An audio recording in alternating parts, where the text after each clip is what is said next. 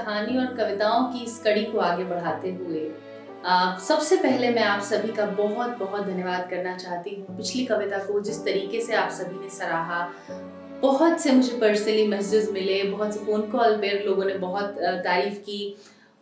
आप लोगों ने उस वीडियो पर जो खूबसूरत कमेंट्स किए उसके लिए मैं तहे दिल से आप सभी की शुक्रगुजार हूँ। आप सभी का साथ सानिध्य और प्रेम ऐसे ही मिलता रहे तो वो कहीं ना कहीं बहुत प्रेरणा देता है, मुझे अंदर से मोटिवेट करता है कि इस तरीके की कुछ सोलफुल वीडियोस मैं आप सभी के लिए लेकर आऊँ। और एक बहुत मज़ेदार सा मुझे एक फ़ोन कॉल आया जिसमें मेरे एक मित्र ने मुझे कहा कि कृति आपने सबसे टफेस्ट फॉर्म क्यों चुना है लोगों से कनेक्ट करने के लिए। तो मैंने कहा टफेस्ट कैसे हुआ? तो उन्होंने कहा आप पोइट्री पढ़ती हैं और पोइट्री जो है वो सबसे ज़्यादा संजीदा है। आप कैसे एक श्रोता से अपने नज़रिए से पोइट्री के आप सिर्फ कनेक्ट कर रही हैं। पोइट्री को परसीव करने का हर इंसान का अलग एक अंदाज होता है। मैंने कहा ये तो बहुत बड़ी सीख है मेरे लिए। अगली कविता में मैं ज़रूर कुछ ऐसा करूँगी जिससे हर इंडिविजुअल पोयम से, पोइट्री से अपने तरीके से जुड़ पाए, समझ पाए। ऐसी मेरी पूरी कोशिश है अपनी अगली कविता के लिए। पर आज मैं कविता नहीं, एक किस्सा आप सभी के लिए लेकर आई हूँ, क्योंकि किस्से पर भी हम बातें करेंगे, कहानियों पर भी हम चर्चा करेंगे। तो आज जो किस्सा है वो मुझे लगता है मैं बहुत प्राइमरी लेवल की वोकैबुलरी की बात करूँ तो इंडेंजर्ड से एक्सटिंक्शन तक की जो कहानी पढ़ाई जाती है कि कैसे इंडेंजर्ड स्पीशीज़ जो हैं वो एक्सटिंक्शन की तरफ जा रही हैं। तो ऐसे ही मुझे लगता है कि ऐसी बहुत सी चीज़ें हैं इस आधुनिक युग में जो हम कहीं ना कहीं पीछे छोड़ते आ रहे हैं। तो आज एक ऐसी ही छोटी चीज़ जो मेरे दिल के बेहद करीब है मैं आप सभी से साझा करना चाहती हूँ। ये मेरे लेफ्ट हैंड पर रखे हुआ जो आप देख रहे हैं, मेरी भाषा में ये एक पिटारी है पर लोग इसको पानदान भी कहते हैं और बहुत खूबसूरत। मैं अभी लास्ट वीक ही जब मैं दिल्ली से आ रही थी, I made sure that I have to take this with me, क्योंकि मेरी बचपन की यादें इससे जुड़ी हैं और मैं अदृत को, अपने बेटे को अपनी बचपन की यादों से जोड़ पाऊँ, उसको कहीं ना कहीं ये सब दिखा पाऊँ। हालांकि इसका एक्चुअल वर्जन या जिस तरीके से, जिस पर्पस से ये यूज़ होती है वो मैं अपने घर में नहीं कर रही हूँ, पर ये पिटारी, ये पानदान मुझे मेरे बचपन में वहाँ लेकर जाता है जब हवेली में मेरी परवरिश हो रही थी। और ये हमारे बचपन का वो हिस्सा था जिसको बतौर जिस तरीके से कस्टम्स जब सिखाए जाते हैं शुरुआत में कि किचन की ये रूल्स होंगे, ये कस्टम्स होंगे, तो पिटारी से निकालकर पान लगाना भी एक प्रोसीजर था जो हमें बचपन में सिखाया गया।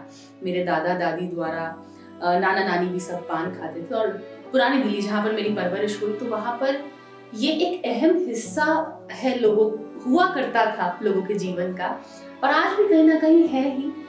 और मेरी बहुत इच्छा थी कि जब मैं अजित के सामने इसको रखूं तो जो वो क्यूरियोसिटी से मुझसे सवाल करेगा मैं उसको बता पाऊं कि ये क्यों यूज़ होता है, ये क्या है बेसिकली। और उसके लिए, उसको समझाने के लिए मैंने पूरी कोशिश की कि कहीं ना कहीं इसमें कुछ मैं मीठी सौंफ रखूं ताकि उसको इसमें से निकाल कर खाने का क्या जायका है पता चले, क्या खुशबू है, कुछ अंदाज़ा हो। तो ये वो पिटारी बचपन की यादों की जो मैं आप सभी से साझा करना चाहती थी। पिटारी मुझे लगता है, या पान खाने, खिलाने, लगाने का जो प्रोसेस है बहुत शुरुआती दौर से मुझे सिखाया गया और मेरे दिल के बहुत करीब है। आज भी आई मेक श्योर कि मैं कहीं भी हूँ तो मैं एक सादा पान खाना पसंद करूँगी, जो मेरे दादा दादी की देन मुझे लगता है मेरे संस्कारों में कहीं ना कहीं है।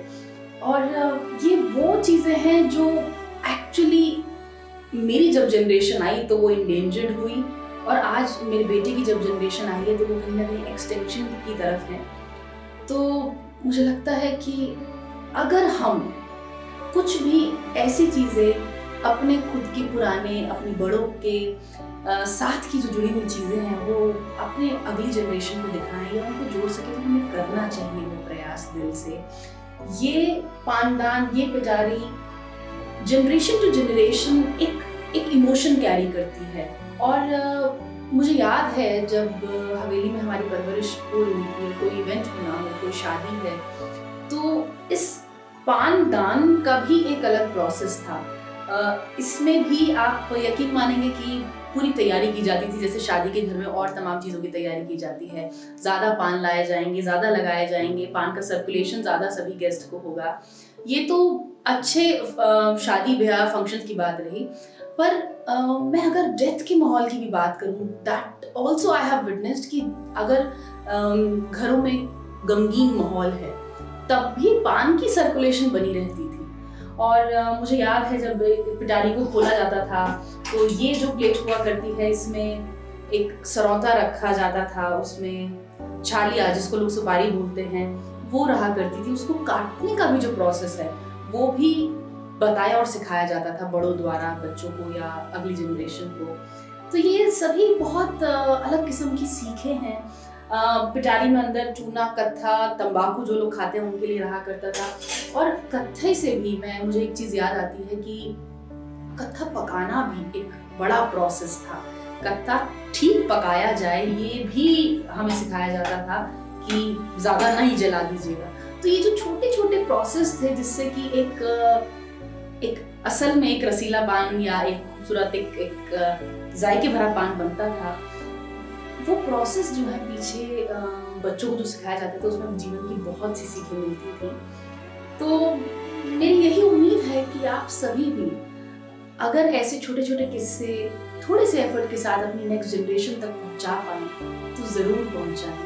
और अगर आपको ये किस्सा अच्छा लगा और आप अपने ऐसे कुछ किस्से अगर मुझसे शेयर करना चाहें तो नीचे दिए गए डिस्क्रिप्शन बॉक्स में मुझ तक पहुंचने के, कांटेक्ट करने के सभी माध्यम मैं आपको दे रही हूँ। आप मुझे व्हाट्सएप करें, मुझे मेल करें और बताएं। अगर वो अपना खुद का जुड़ा हुआ किस्सा आप सुनाना चाहते हैं तो आप मुझसे लाइव बात भी कर सकते हैं। हम यूट्यूब पर, फेसबुक लाइव भी किया जा सकता है। अगर आपके पास ऐसे कोई किस्से हों जिन पर थोड़ा भी एफर्ट करके आपने अपने बच्चों तक पहुंचाए, या ऐसी कोई चीजें जो पिछली जनरेशन के साथ कहीं ना कहीं खोती जा रही है, तो ये किस्सा था आज इस छोटी सी खूबसूरत पिटारी का, जो कि अदृत के लिए स्पेशली उसको सिखाने बताने के लिए और क्योंकि हमें पसंद है इसलिए हम घर में लेकर आए। तो आप जरूर साझा करें अगर आपके पास ऐसा कोई किस्सा है। Thank you. नमस्कार।